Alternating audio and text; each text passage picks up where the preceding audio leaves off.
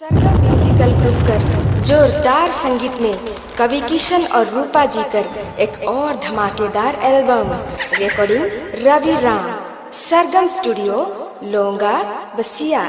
YouTube channel की प्रस्तुति subscribe करें हमारे यूट्यूब चैनल को और सुने मस्त मस्त नागपुरी गाना।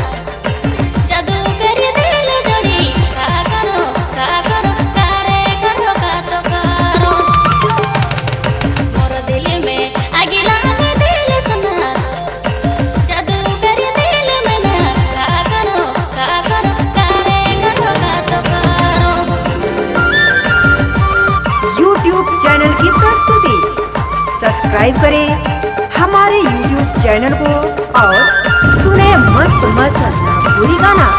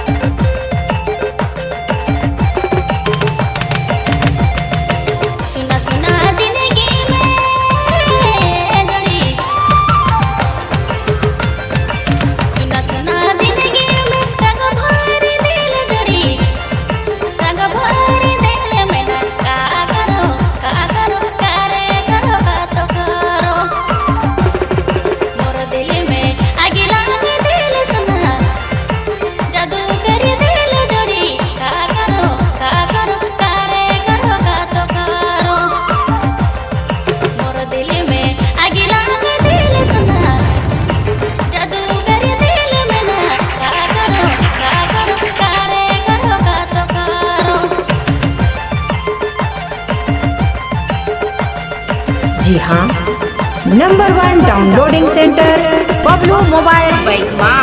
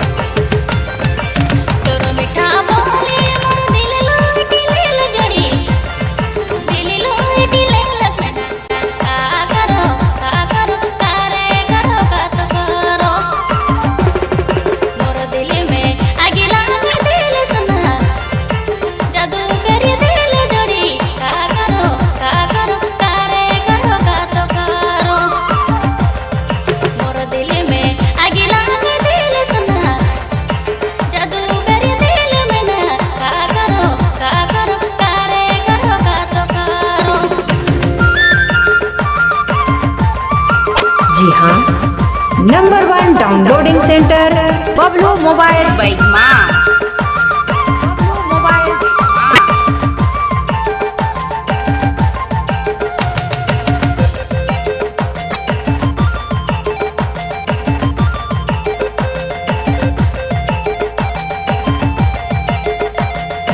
बस stand road, room number 4, Gumla, voice telecom Gumla, Rajmohan Gumla.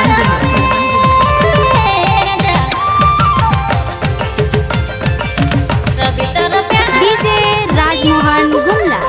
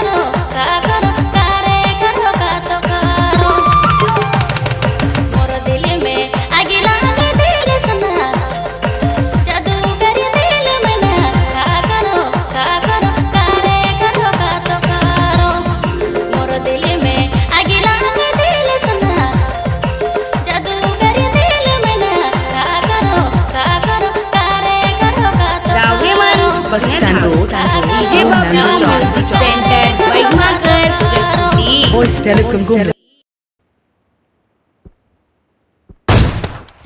Enemy down!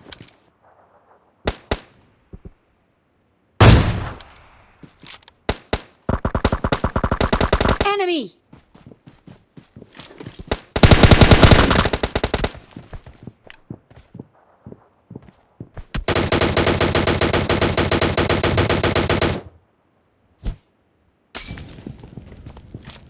Enemy!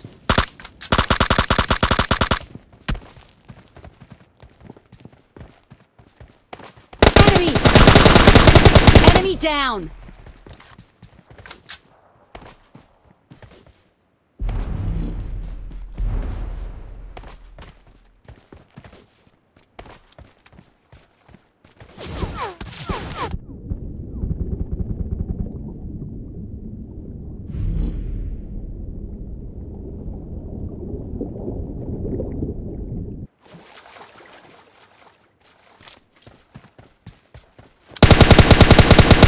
Enemy!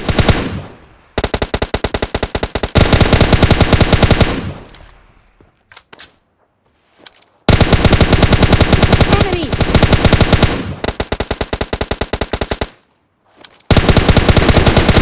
Enemy!